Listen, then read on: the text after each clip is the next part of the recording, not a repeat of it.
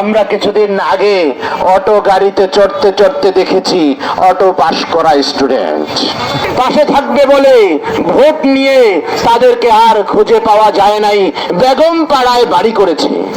মার্কা আছে কি? মার্কা মার্কাটা কি? আরে জোরে! বাংলাদেশ স্বাধীনতার পর থেকে এই পর্যন্ত এক এক করে বহু সরকার এসেছে, বহু ভাগ্যের পরিবর্তন করার প্রতিশ্রুতি দিয়েছে, এদেশের মানুষের সুখ দুঃখে পাশে থাকার প্রতিশ্রুতি দিয়েছে। নির্বাচন আসলে মাথায় টুপি, হাতে তসবিহ নিয়ে বিভিন্ন রকমের বুরকা হিজাব পরিধান করে ইসলামের রূপ ধারণ করে মানুষকে ধোঁকা দিয়ে বোকা বানিয়েছে। কিন্তু এদেশের শ্রমিকের ভাগ্য পরিবর্তন হয় নাই, এদেশের গরিবের ভাগ্য পরিবর্তন হয় নাই, এদেশের ফকিরের সংখ্যা দিন দিন বাড়ছে, এদেশের আহত না খেয়ে থাকা মানুষের সংখ্যা দিন দিন বাড়ছে। হাসপাতালগুলোতে মানুষের কোনো সেবা আজ পর্যন্ত সুন্দরভাবে নিশ্চিত করতে কেউ পারে নাই। শিক্ষা প্রতিষ্ঠানের মধ্যে দুর্নীতি ছাড়া আর কিছু পাওয়া যায় নাই।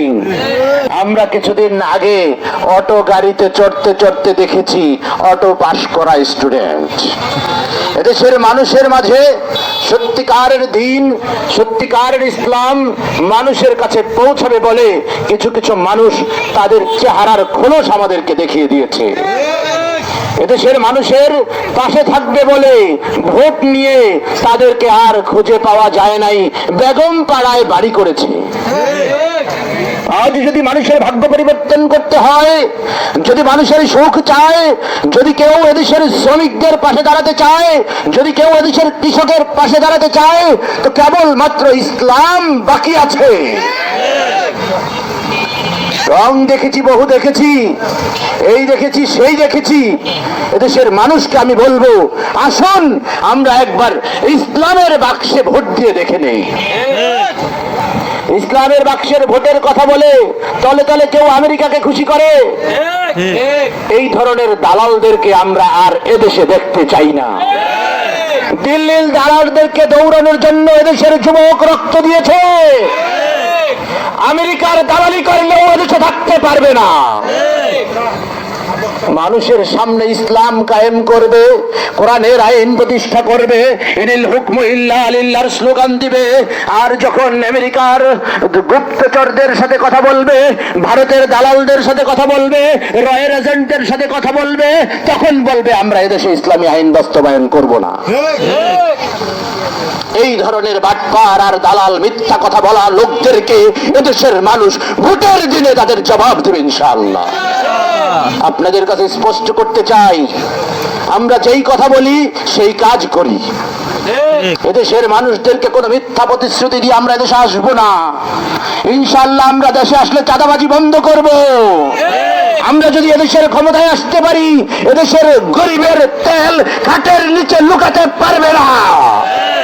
এদেশের জনগণের অধিকার পরিপূর্ণ বাস্তবায়ন হবে। প্রতিটা মানুষের সেবা নিশ্চিত করা হবে। প্রতিটা মানুষকে অটো পাস না দিয়ে সুশিক্ষায় শিক্ষিত করা হবে।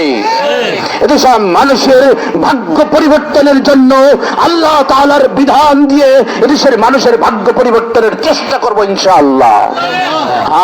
একদিনে না পারতে পারি, যতক্ষণ নাকের আগায় দম আছে ততক্ষণ বলে যাব কোরআনের আইন বাস্তবায়ন করার জন্য নিজেদের শেষ বিন্দু পর্যন্ত আমরা দিয়ে যাব ইনশাআল্লাহ। মুসলমান ইসলামের মূলের সাথে আমরা থাকতে চাই, ইসলামের মূল থেকে আমরা সরতে চাই না। এজন্য আমাদের স্লোগান হবে জিন্দাবাদ জিন্দাবাদ ইসলামী মৌলবাদ, জিন্দাবাদ জিন্দাবাদ জিন্দাবাদ জিন্দাবাদ। ইসলামের মূল থেকে ইনশাআল্লাহ আমরা কোনোদিন সরি নাই, আগামীতেও সরব না। যতক্ষণ দম আছে ততক্ষণ ইসলামের কথা বলে যাব। এদেশের মানুষকে 5 ওয়াক্ত নামাজ শিখাবো, রোজা শিখাবো, হজের টাকা কেউ চুরি করবে এই সুযোগ আমরা দিব ইনশাআল্লাহ। আল্লাহ পাক রব্বুল আলামিন আমাদেরকে হাত পাখায় ভোট দিয়ে আপনাদের কাছে কোরআনের আইন বাস্তবায়ন করার জন্য, দেশের মানুষের ভাগ্য পরিবর্তন করার জন্য, দেশের গরিব দুঃখীর পাশে দাঁড়ানোর জন্য, দেশের শ্রম মজুরদের পাশে দাঁড়ানোর জন্য, দেশের শ্রমিকের অধিকার আদায় করার জন্য, দেশের ছাত্র ইউনিয়নের শিক্ষা বাস্তবায়ন করার জন্য, প্রত্যেকটা মানুষের সেবা চিকিৎসা নিশ্চিত করার জন্য হাত পাখায় ভোট চাই। মার্কা আছে কি? মার্কা মার্কাটা কি? আরে জোরে সবাই রাজি আছেন তো ইনশাআল্লাহ? আমি আমার কথা এখানেই শেষ করছি। ওয়া আখির দাওয়ানা আনিল হামদুলিল্লাহি রাব্বিল আলামিন। আপনাদের সামনে জিএম রুহুল আমিন ভাইয়ের পক্ষ থেকে আসসালামু আলাইকুম ওয়া রাহমাতুল্লাহ।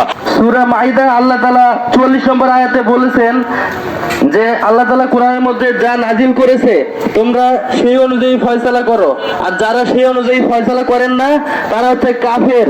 তো ইসলামী শরিয়া ভিত্তিক যারা রাষ্ট্র প্রতিষ্ঠা করতে চায় না তারা আপনারাই বুঝে নেন তারা কি ধরনের মুসলমান। আমি শর্টকাটে বলতে চাই আরেকটি কথা, সূরা আলী ইমরানের আয়াত নাম্বার 26, আল্লাহ তাআলা যাকে ইচ্ছা ক্ষমতা দান করেন, যাকে ইচ্ছা যার কাছ থেকে ক্ষমতা কেড়ে নেন, এবং ক্ষমতার মালিক একমাত্র আল্লাহ তাআলাই। সুতরাং ইসলামী আন্দোলন বাংলাদেশ যদি কখনো ক্ষমতার আশা করত, যারা আমাদের জামাত ইসলাম বাংলাদেশের ভাইয়েরা বলে থাকেন ইসলামী আন্দোলন বাংলাদেশ তো কখনো সংসদে ক্ষমতায় যায়নি। আরে ভাই, ক্ষমতায় যাওয়ার যদি ইচ্ছা থাকতো বিশ্বাস চরমনাই হুজুর আওয়ামী লীগের সাথে বিএনপির সাথে বিগত দিনে যদি জোট বাঁধতো ইনশাল্লাহ আপনাদের থেকেও আরো উপর মহলে ক্ষমতায় যেতে পারতো। কথা ঠিক কিনা বলুন? ইসলামী আন্দোলন বাংলাদেশ সর্বদা আল্লাহ তাআলার কাছে মাথা নত করেছে এবং বিগত দিন এবং সামনের দিনেও আল্লাহ তাআলার হুকুম প্রতিষ্ঠার লক্ষ্যে সারা বাংলাদেশে ইসলামী শরিয়া বাস্তবায়নের লক্ষ্যে কাজ করে যাবে ইনশাআল্লাহ। আপনারা সবাই ইসলামী শরিয়া প্রতিষ্ঠার লক্ষ্যে এক আছেন তো? রাজি আছেন কিনা বলুন? ইসলামী আন্দোলন বাংলাদেশ সর্বদা ইসলামী শরিয়া প্রতিষ্ঠার লক্ষ্যে কাজ করে যাবে ইনশাআল্লাহ। ওয়া মা তৌফিক ইল্লা বিল্লাহ।